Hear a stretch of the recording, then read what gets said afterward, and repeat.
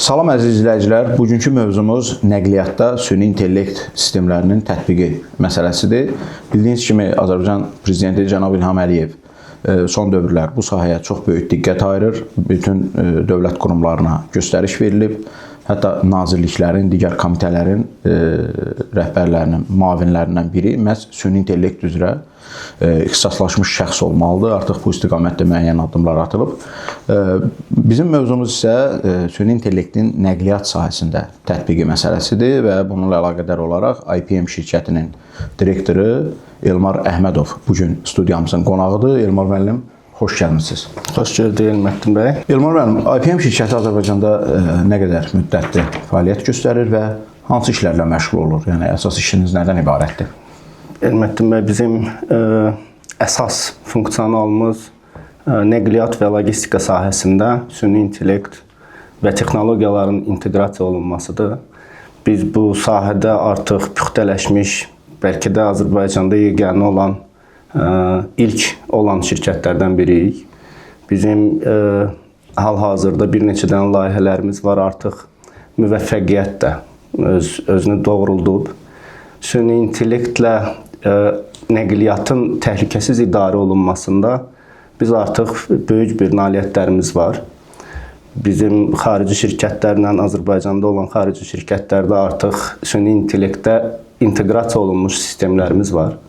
Hansılar ki, hazırda elə nəticələr göstərib ki, misal üçün 100 milyon kilometr məsafədə sıfır insident nəticəsini göstərən sistem quraşdırılıb. Neft sənayesində işləyən şirkətlərdən biri bunu ilk olaraq tətbiq eləmişdi. Və məqsədimiz odur ki, bu texnologiyaları daha çox bizim ictimai nəqliyyatda, bizim müxtəlif avtoparklarımız var, hansılar ki, idarə olunur. Fərdi şəxslərə də... Həm yük və sərnişin daşıma sahəsində? Yük, sərnişin daşıma. Bizim məqsədimiz odur ki, bu texnologiyaları tətbiq etməklə təhlükəsizliyi maksimum dərəcədə qaldırmaq və idarə edici qurumlara və şirkətlərə köməklik göstərməkdir. Süni intellekt tətbiq olunarkən nəqliyyat sahəsində konkret nələri dəyişir? Nə baş verir? Siz nə kimi yeniliklər və yaxud da müsbət, mənfi nələr görə bilirsiniz? Biz 5 avtomobildə, 5 avtobusda süni intellektin inteqrasiyasına başladıq və müəyyən olundu ki, bir sıra problemlər yaşanır. Bu problemlərin içində sürücülərin hazırlıqsızlığı. Bəzi sürücülər laqeyd yanaşır. Bəllidir ki, bir çoxları professional sürücülərdir. Amma illər boyu bunların sürücülük bacarıqlarını heç kəs yoxlamayın. Yəni, faktiki olaraq bu sahəyə çıxdı, fikrin yayınması, yuxlamaqları, onların hamısının qeydini bizim süni intellekt vasitəsilə biz qeyd edə bilirik. Süni intellekt vasitəsilə biz əlavə avadanlıq quraşdırmaqla sürücülərin, təsəvvür edin ki, bir çox insan heç özü hiss eləmir ki, yuxusu gəlir. Amma süni intellekt vasitəsilə sürücüyə agah eləyirik ki, bəs yuxuluyursan, saxla. Hərəkəti davam etdirə bilməzsən. Bilməzsən. Bu sistem olaraq ona köməklik göstərir ki, qardaş, sağdan maniyəm var. Elə avadanlığımız var ki, istifadə etdiyimizdən kör zolaqların, kör nöqtələrin qarşısını almaq üçün əlavə avadanlıq quraşdırmaqla biz kör zonaları azaldırıq, minimuma indiririk. Yəni, bir çox sürücülərimiz indi müşahidə etdiklərimizdən göründüyü kimi hətta zolaq dəyişdikdə dönmə işıqlarından istifadə eləmirlər. Dönmə işığından istifadə etmədikdə zolaq dəyişəndə ona siqnal verir ki, qardaş, səhv elədin. Belə başa düşdüm ki, süni intellekt yəni şuurlu insanı nizam-intizama dəvət edir. Dəvət edir, köməklik göstərir. Bu, belə deyək də, kontrol mexanizmi kimi deyil, ona daha çox kömək vasitəsi kimi baxmaq lazımdır. Bu, bir çox sürücülər qorxa bilər ki, bəs mənə əlavə olaraq mənə qıraqdan kimsə niyə göstəriş verir. Amma mən öz təcrübəmdən də bilirəm ki, illərin sürücüsü olaraq buna baxmayaraq bəzən mənim özümə də kömək eləyir ki, qardaş, yorğunluğumu bəzən özümü artıq qiymətləndiririk. Amma real olaraq süni intellekt sənə kömək eləyir ki, qardaş, yox, elə deyil də, vəziyyət o vəziyyət deyil. Yəni dayanmaq lazımdır, yorğunluğu bir darmalısan, istər-istəməz kör nöqtələrdən agah eləyir. İndi istifadə elədiyimiz yeni nəsil avtomobillərin çoxsunda, misal üçün, bu kör nöqtə sistemlər artıq quraşdırılıb. Kəmər məsələsi təzə girəndə heç kəs hamıya belə anormal görsənərdi ki, kəmər niyə taxmalıyam? Amma kəmərin bizim həm qanunvericilik tərəfdən, həm adətimizə çevriləndən sonra ölüm hadisələri nə qədər azaldı? Özünüz məndən də yaxşı bilirsiniz ki, bu texnologiya bizim üçün fikirləşilib. Yəni bu kimsə kontrol eləmək üçün deyil, bizim sağlamlığımız, həyatımız ondan asılıdır. Elmar müəllim, bu süni intellekt taksi və ictimai nəqliyyatda təhlükəsizliyi nə qədər artıra bilər? Nə kimi təkan verə bilər? Artıq məlum praktikadır ki, insidentlərin, yəni bu təhlükəsizliyin səviyyəsinin maksimum qaldırılması üçün başqa instrumentlər qalmayıb. Yəni texnologiyalar bizə imkan yaradır ki, insan faktoru elə bir vəziyyətdədir ki, texnologiyalar olmadan bunu idarə eləmək olmur. Xüsusən də süni intellekt. Təsəvvür edin ki, nəqliyyatın intellektual idarəetmə mərkəzində süni intellekt olmadan əgər insanlar onu idarə eləsə, nə qədər bizə operator lazımdır ki, bunu özü idarə eləsin. Yeganə və düzgün həll yolu süni intellektin istifadəsidir. Və hazırda gördüyümüz praktikadan süni intellekti istifadə etdikdə bizim son 2 il ərzində heç bir hadisə, istifadə olunan texnologiyaları 0 hadisəyə gətirib çatdırmışıq. Sürücü təlimləri professional şirkətlərdə, nəqliyyatla məşğul olan şirkətlərdə daimi təlimlər olur. Sürücüləri təlimləndirirlər, ilbəil bunları yeni təlimlərə çağırırlar. Head Akademiya kimi bir şirkət var, hansı ki, daimi olaraq bu təlimləri keçirdir və bu təlimlərə baxmayaraq sürücülərdə artıq öyrəşmələr yaranır. Ki, normal bir şeydir də, eyni şey öyrədirlər. Sürət həddi, o birisi, bu birisi. Amma süni intellekt imkan verir ki, sürücüyə uyğun olaraq onun üçün təhsil proqramını hazırlamaq olsun. Yəni hər sürücünün özünün hardasa boşluqları olur. Yəni hansı səviyyədədir və əslində hansı səviyyədə olmalıdır? Bəli. Elmar müəllim, dünyada nəqliyyat texnologiyaları sürətlə inkişaf edir. Azərbaycan bu prosesdə şkala ilə götürsək hardadır? Hansı səviyyədədir? Əfsuslar olsun ki, biz biraz gecikirik, amma müqayisə etsək, San Franciskodakı kimi özü idarə olunan taksidə istifadə olunan avtomobillər hələ də bizdə yoxdur və o gözlənilir bir 10 il ərzində biz bu inkişafa gələ bilərik. Amma dünya addımladıqca biz 2 addım daha artıq eləməliyik ki, onlara çataq. Son illər ölkə rəhbərliyi də bu məsələyə çox xüsusi önəm verdi və bu suallar daha çox artmağa başladı. Dövlət qurumlarından da daha çox məlumatlar gəldi və müraciətlər oldu ki, biz köməklik göstərək.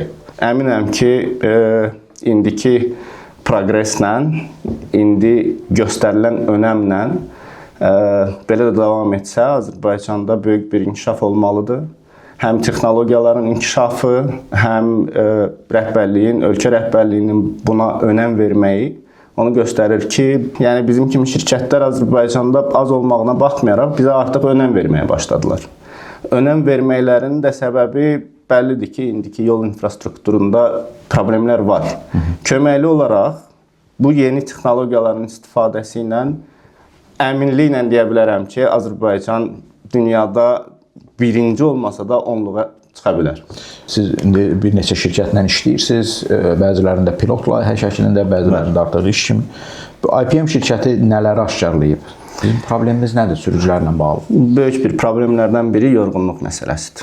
Bəllidir ki, bir çox avtomobil parklarında sürücülərin iş və dincəlmə qrafikləri tənzimlənmir. Bir-birinə uyğun gəlmir. Bir tərəfdən də dövlətin dəstəyi lazımdır. Çünki iş saatlarında saat 5-də bəllidir ki, sürücü reysə çıxdıqda yuxulu olur. Onun reisi 8 saat iş qrafikidirsə, əgər o qrafiki tənzimləmək üçün yetərincə köhnədən qalmış instrumentlər yoxdur. Əvvəllər hər şeyi kağızla qeyd edirdilər. O kağızların üzərində belə deyək, timesheet deyirdilər ingiliscə, nə bilim, hərə bir forma düzəltmişdi özü üçün ki, bunu düzgün qrafikə oturdura bilsinlər. Bu qrafiklər yoxlanıla bilmir. Yoxlama mexanizmləri yoxdur. Bu mexanizmləri yaratmaq üçün də əlimizdə böyük imkanlar var. Təkliflər də verilir. İnşallah ki, yaxşı qəbul olunub. İnşallah ki, bunları inteqrasiya etdikdən sonra böyük bir dəyişikliklər gözlənilir. IPM şirkəti olaraq bugün nəqliyyat logistika şirkətlərinə, ümumiyyətlə bu sahədə hər hansı bir fəaliyyəti olanlara mesajınız, tövsiyəniz nədir? Tövsiyəmiz odur ki, IPM şirkəti olaraq texnologiyalardan qorxmayın. Yeni texnologiyaların tətbiqindən qorxmayın və dəvət edirik ki, bizim və dövlətin məqsədlərinə çatmaq üçün dəstək olsun hamı. Bəs bu onlara nə qazandıracaq? Təhlükəsiz həyat. Hər birimiz indi də qorxuruq ki, nəqliyyatda bizim uşaqlarımız da istifadə edir bundan. Hər gün məktəblərimizə göndərdiyimiz uşaqlarımızı bəzilərimiz taksi ilə göndərir. Orada təhlükələri özümüz görürük. Hamı qorxusundan ki, ictimai nəqliyyatda həyat təhlükəsi olduğundan hərə bir maşın alıb yollardadır. Bu trafik problemini azalda bilərik bundan. Əgər hamı inansa ki, ictimai nəqliyyat təhlükəsizdir, hamı ictimai nəqliyyatdan istifadə edəcək. Bu bir.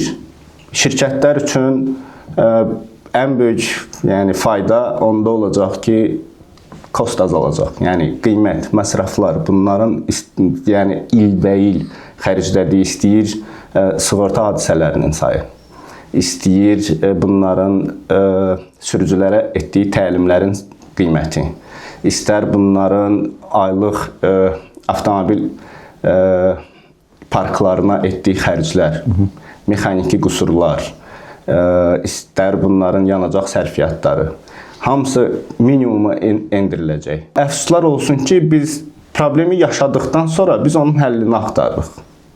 Yaşamamış qarşısını almaq biz lazımdır. Əslində bunu əksinə fikirləşmək, proaktiv olmalıyıq da. Yəni daha çox problemi yaşamadıktan öncə bunu qarşılayaq, görək, onun həllini tapaq ki, həyatımıza və təhlükəsizliyimizə zərər olmasın. Elmar bəy, son sualım, bizi izləyənlər təbii ki, IPM şirkəti ilə yəqin ki, maraqlanacaqlar. Necə əlaqə saxlamaq olar? Avtosferə də müraciət edə bilərsiniz. Web səhifəmiz var, ipmazarbaican.az səhifəsi. Xüsusi olaraq da vurğulamaq istəyirəm ki, hal-hazırda dünyada ən böyük nəqliyyat texnologiyalarında olan şirkətlərdən böyüyünü demək olar ki, Streamix şirkəti var. Onun Azərbaycanda yeganə və rəsmi distributoru IPM Azərbaycan şirkətidir. Və inşallah ki, bu şirkətin nümayəndəsi də sizdə qonaq olacaq. Onu da dindirəcəksiniz. Bizim maraqlı layihələrimiz ildən ilə artacaq. Və Avtosferaz da sağ olsun ki, bu məsələyə önəm verir.